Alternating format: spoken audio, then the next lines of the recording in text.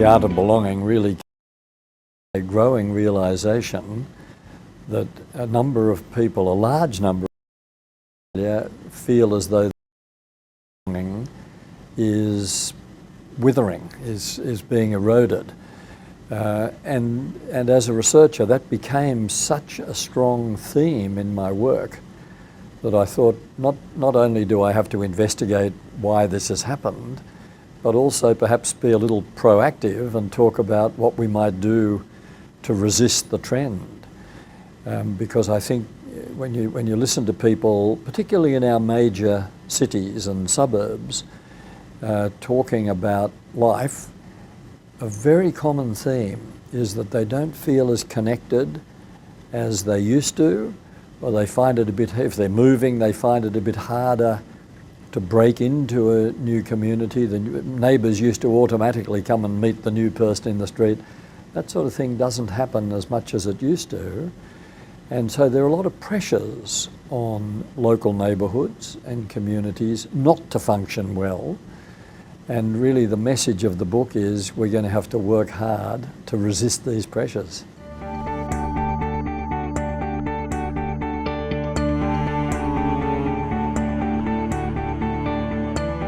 I created in the book, just to illustrate the themes of the book, I created this suburb called Southwood in an unnamed city. It could be anywhere.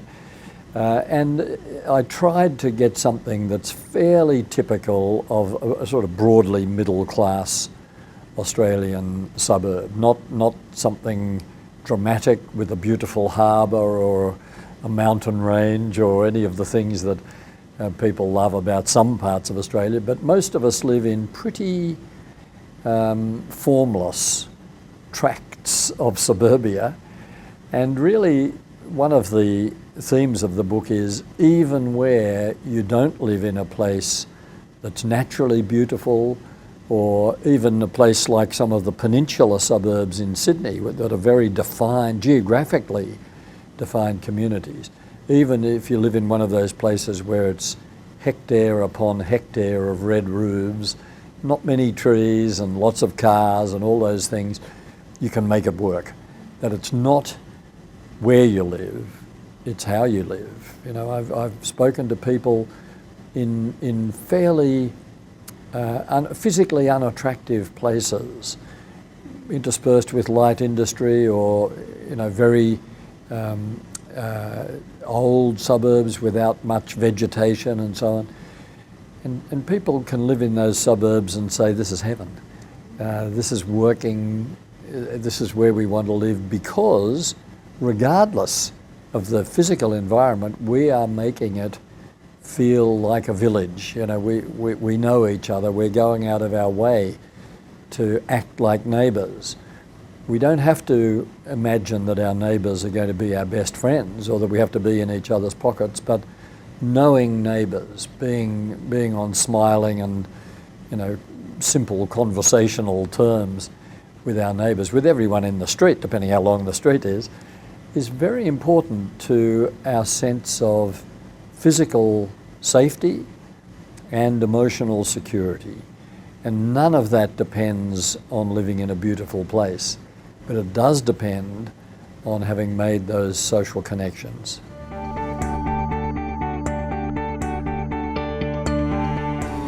I think one of the tragedies of the last 30 or 40 years really has been the message that the individual is everything. We've seen not only the rise of materialism, but the rise of individualism. And this is an absolute contradiction of our true nature. The truth about human beings, genetically, it's in our DNA to be cooperative, to live in communities like most of the species on planet Earth. We are social beings. We hunt in packs, you know, we're herd animals, we're tribal creatures. That's who we are, that's why we live the way we do. And it's not something that we choose. We don't say, hey, let's cooperate, let's form a little community. It's absolutely natural to human beings to live like that. What's unnatural is to be rampantly individualistic and competitive. We can learn to do that, but when we become preoccupied with ourselves. It's all about me, look after number one, and very competitive with other people, including the neighbours in our street, this is actually very bad for our mental health. We are far more likely to experience life satisfaction and peace of mind and all those things that make us function better as human beings when we have this strong sense of belonging. So it's not as though we're individuals who could choose to create a community we could belong to.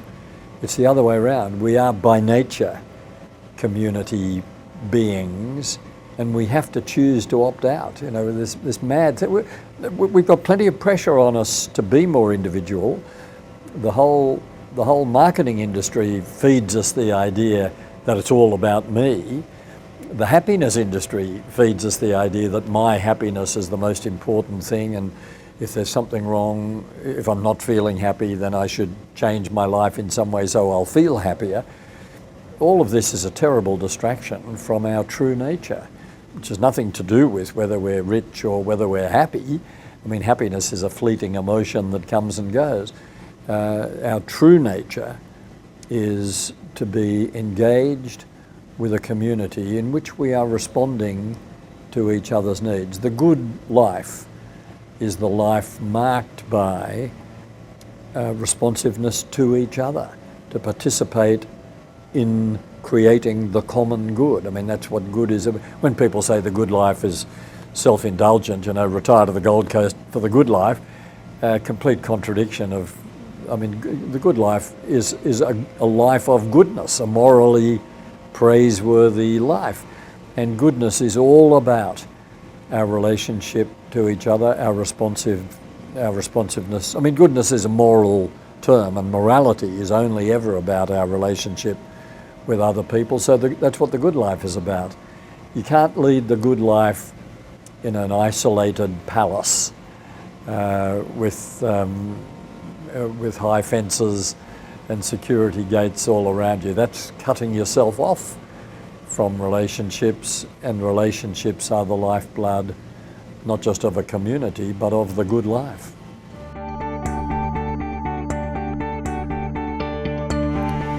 I think the art of belonging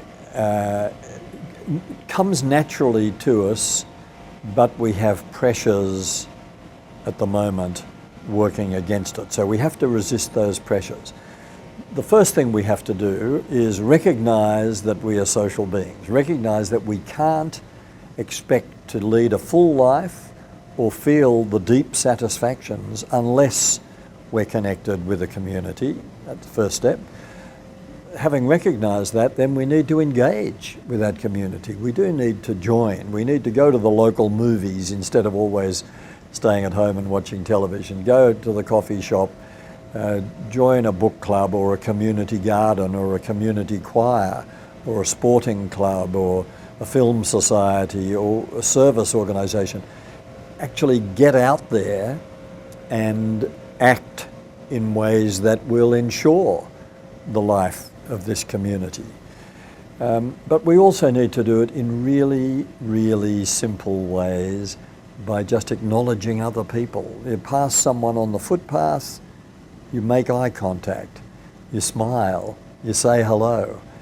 You're waiting at a bus stop, it's 10 minutes before the bus comes, 2 or 3 other people are waiting. Imagine not talking to them, and yet we don't. I mean, if a Martian visited us and said, wait a minute, they're human beings and they're all standing in this tiny little space waiting for the same bus and they're ignoring each other, how do they expect communities to function if they behave like that? It's really very easy. This idea of social capital, social capital can be built up in the simplest forms of contact that reassure people that they're being acknowledged, they're being taken seriously, and that they belong here as much as we do. And smiling and saying hello to someone is an investment in that. It makes them feel, oh, someone noticed me, someone said hello. By the way, in our big cities, the first time you smile and say hello to someone in the street, they might ignore you. But the second or third time, they'll start to realise that there's no harm going to come of this.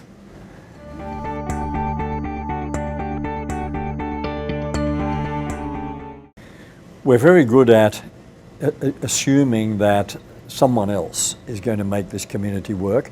And of course, to some extent, we do depend on local government and on commercial organisations to create the kind of infrastructure, the hubs that will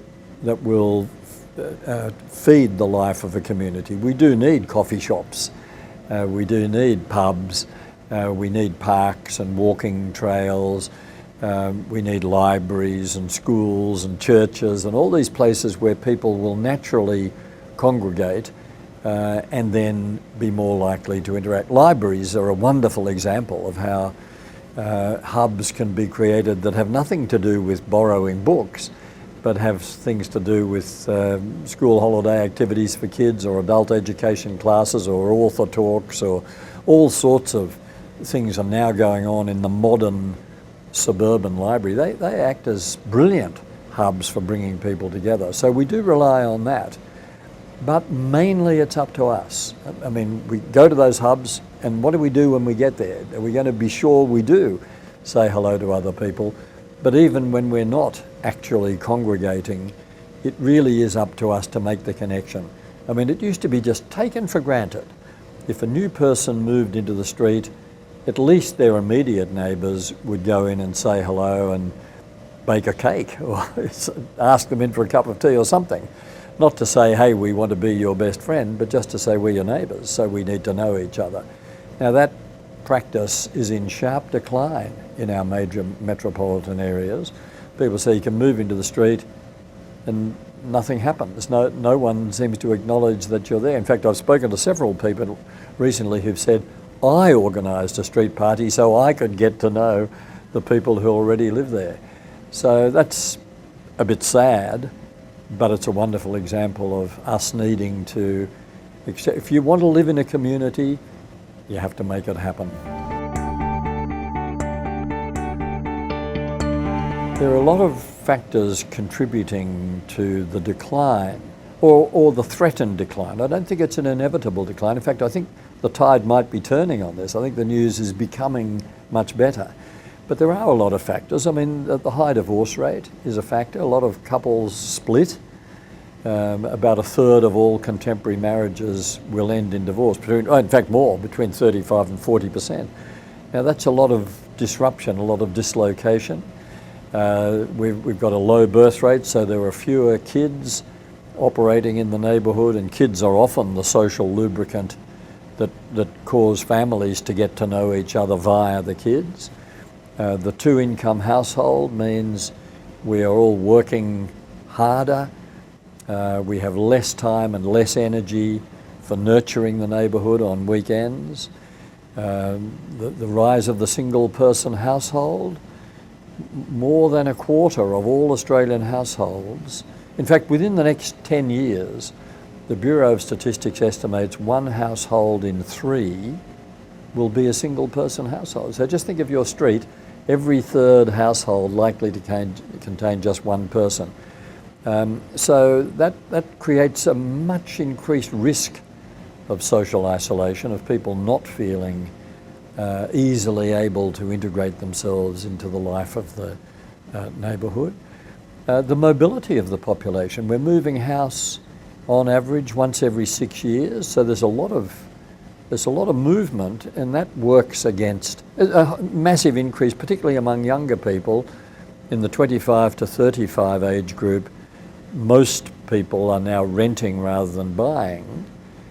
So that's more temporary. People are more likely to move, less likely to get integrated into the life of a local. Even our almost universal car ownership, coming and going by car, works against maintaining relationships with neighbours. Waving at the neighbour's car is not the same as waving at the neighbour. And of course the information technology revolution, which seems to bring us together and is a great blessing. It does, for isolated people, it does provide them with a channel for making contact with other people. But the problem is it makes it easier than ever to stay apart. And all the time we spend on the screen is time we might otherwise have spent with other human beings. So if you put all that together, That's a fair number of pressures working against stable and cohesive and friendly neighbourhoods. So we are at risk of being a bit more fragmented. Sociologists talk about atomization, where we just think of ourselves as isolated dots, never joining the dots. Whereas the secret of the community, of course, is that we join the dots. We realise that this is where we belong. We form a circle of neighbours because we live in this place. So it's a matter of acknowledging all the things that work against the neighbourhood functioning and then resisting those pressures. Well, the more time people spend on the net with social media, Facebook, Twitter, even texting, the less time there is for face-to-face contact. Now, a lot of that social media contact is between friends. They're people who actually know each other. The heaviest Facebook traffic is typically between about a circle of about 5 or 6 people who know each other. So it's a kind of augmentation of their personal relationships. The trouble is, it's so convenient, so efficient, so brilliant as technology that it can seduce people into making most of their contacts via the social media rather than saying, let's get off Facebook, let's go and have a cup of coffee or come for a walk around the block, or let's actually spend some time together. There's a story in the new book about 2 women who live in Southwood who've known each other for years, and they always used to meet for coffee and so on. Then they got busy, had kids, it got down to phone calls, and then it got down to emails, and then with one of them it got down to posts on Facebook until one of them rang the other and said, I'm not going to post anything on Facebook, I'm not going to send you any emails for 2 weeks, I'm not going to ring you up, I want to meet for coffee. And then of course they discovered how rich it is when you actually do get face-to-face. It's an entirely different experience from the experience. I mean, just keeping in touch, it's like a post-it note on the fridge. Yes, have gone to the butcher. Okay, that's a useful message. But if life is going to consist of electronic post-it notes, this won't enhance, won't enrich our relationships.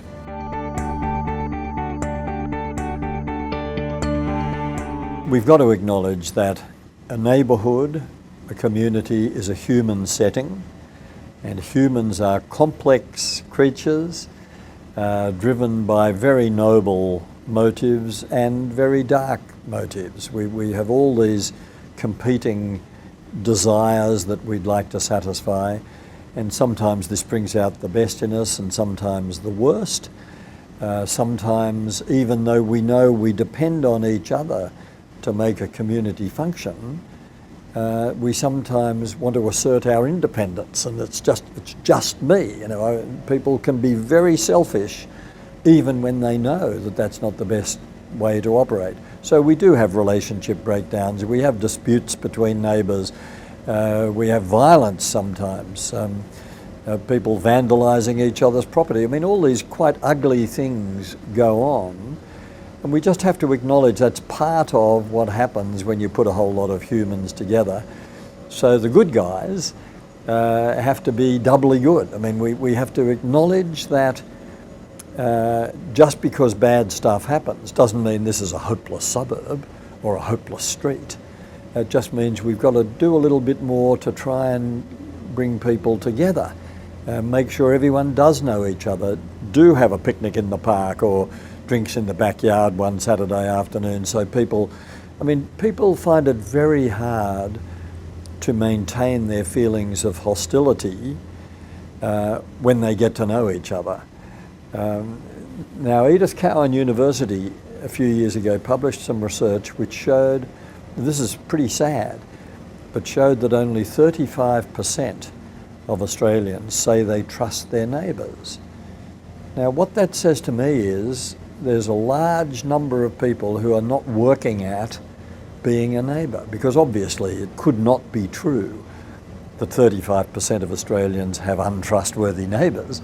It just means they don't know them. They haven't made the effort to establish. I mean, we mistrust people generally. I mean, there are some untrustworthy people. There are bad apples. We accept that. But generally speaking, it's fair to say that we mistrust people that we don't know. And when we get to know them and get to understand them a bit better, we may not like them particularly. We may not share their religious beliefs or their cultural attitudes. We may want to raise our kids differently from the way they raise them. We may have different taste in music and we wish they would turn theirs down, all that sort of stuff. But fundamentally, we will tend to feel we can trust neighbours that we know. And that's why it's worth the investment to make sure that our neighbours are not strangers to us, nor us to them.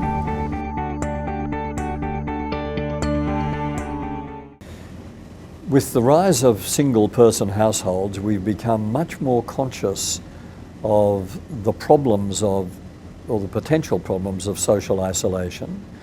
And this is often felt also by people with disabilities and by their carers, who often feel that they are sort of cut off even from the street, let alone the wider community.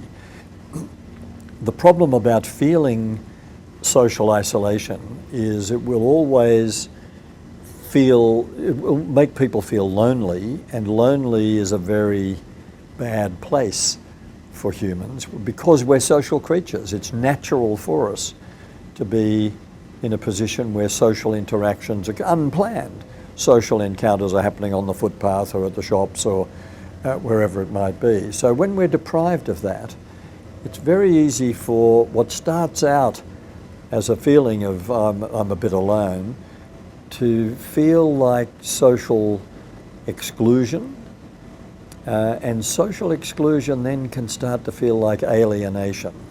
So people will not just feel, oh, I'm not part of this scene, but they don't like me, or I don't trust them, or I'm like a fish out of water here, or in other words, we go into our cocoon and make the situation worse by being more reclusive. So people who live alone, or people who are living with a disability or caring for someone with a disability, have a double challenge. I mean, we hope that the other people in the street or the community are going to notice them and make the overture to make sure they're brought into the life of the community. But all of us bear some responsibility to make that happen, to facilitate that. We've got to get out there as well. We've got to, if there's a local film club, join it. If there's a sporting club that we could participate in, not even necessarily as a player, but as some kind of helping person, get into it. Join, participate, engage, connect. Very hard if you're living on your own or if you're living with a disability that makes you a bit socially inhibited. And as I say, we hope that the generous spirits of the other people in the community will seek you out and bring you in, but they've got to know you're there. And we do, all of us. I mean, half the world are introverts. That's a form of disability too, in a way. But we have to overcome that and put ourselves into community settings where the possibility doesn't happen overnight. The possibility of connection is created, and one connection leads to more, and then week after week after week, suddenly you're part of the place and you feel as if you belong. Until you get that sense that I belong here, and that's to do with other people acknowledging me, until you get that sense that I belong here, then you're not, it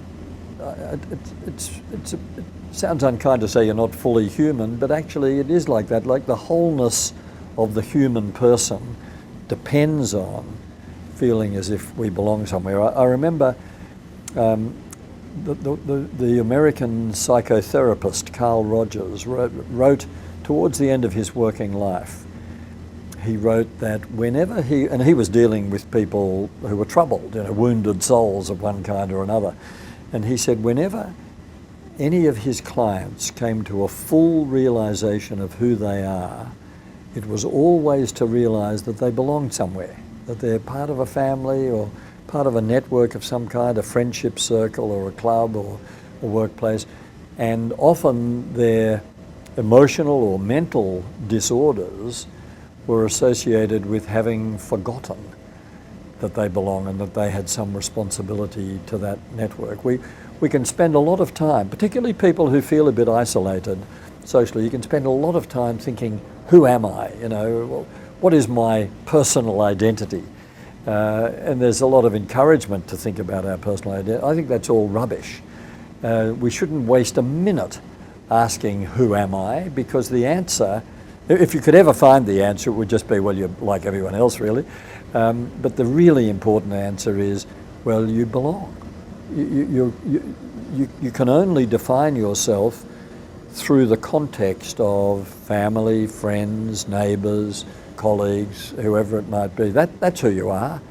And we all contribute. We're all writing each other's stories. We're all contributing to each other's identities. And so it's worth the effort to seek out the community we can belong to.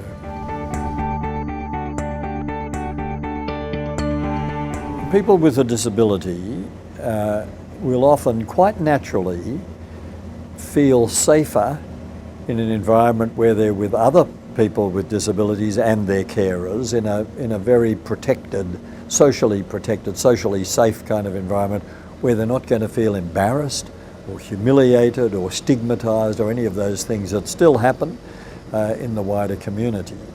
Now, that sort of enclave mentality, we'll just all stick together, is in the long run not good for us. It's very important to get out into the actual geographical community that you belong to, the neighbourhood, that you're part of this. It's not surprising that we tend to retreat into these protected groups.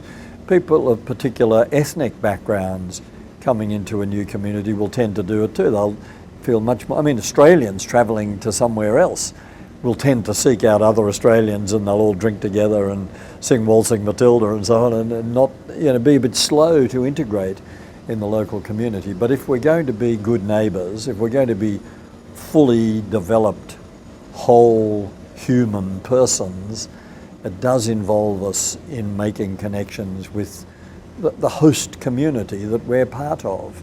So whether the difference is a religious difference or a cultural or an ethnic or any other difference, including a disability difference, we finally have to break out of the safe place. The breakthrough is when we start making contacts with the wider community as well.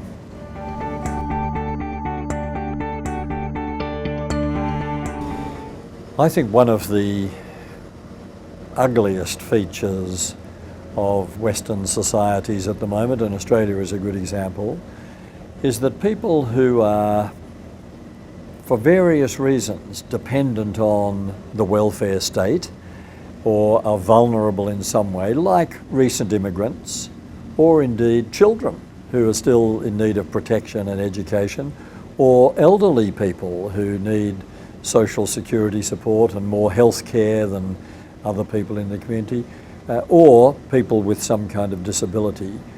When we start talking about these people as if they are a burden on the community because we think they're taking more than they're giving, this is a terrible contradiction of what a human community is. At any given moment, take a snapshot of a human community at any given moment, and some of those people will be contributing more than others at this moment. Take the snapshot 15 years later, and some of those contributors might be, for various reasons, more dependent. Some of the people who were previously more dependent are now able to contribute more, not necessarily in productive economic employment, but contribute more through volunteering or through participation in the life of a community that enriches that community. These intangible things are huge contributions, and I think, particularly with the very young and the very old, to describe them as a burden on our society is to completely contradict what we know to be the nature of the human community. And the same with people who are intellectually disabled, people who are physically disabled, people who can't read and can never manage to learn to read. I mean, these people are part of us. This is the community that we must bring with us. It's no good saying either they're excluded or they're a burden. They're part of us. You know, in any given human community, we'll have this full spectrum of abilities, backgrounds, competencies, etc. And it's all part of who we are. We're all one.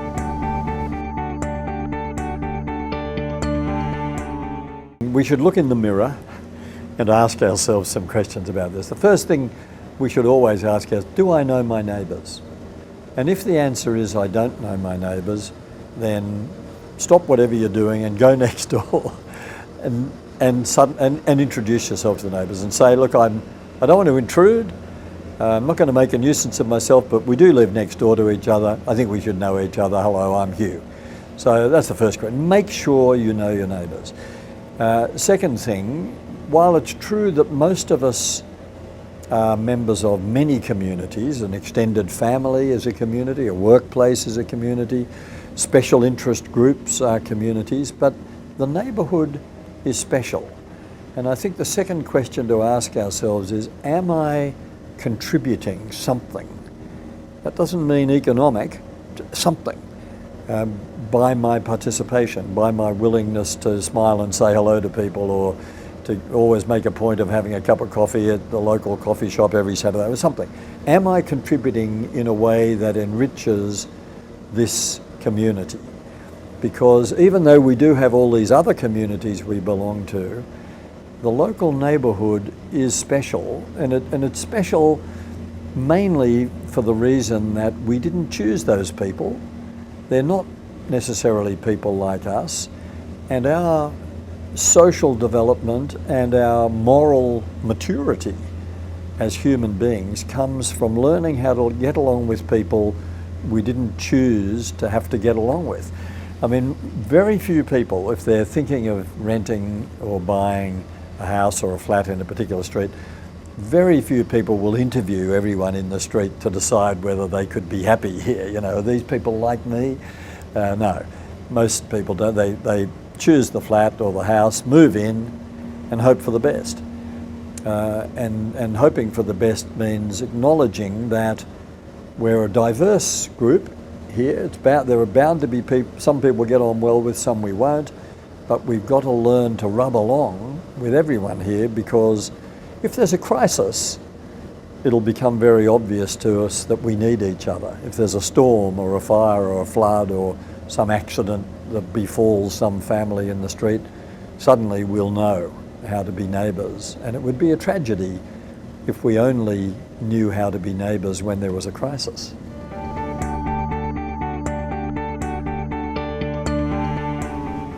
There's no doubt in my mind that human beings are at their best when they are responding to each other's needs.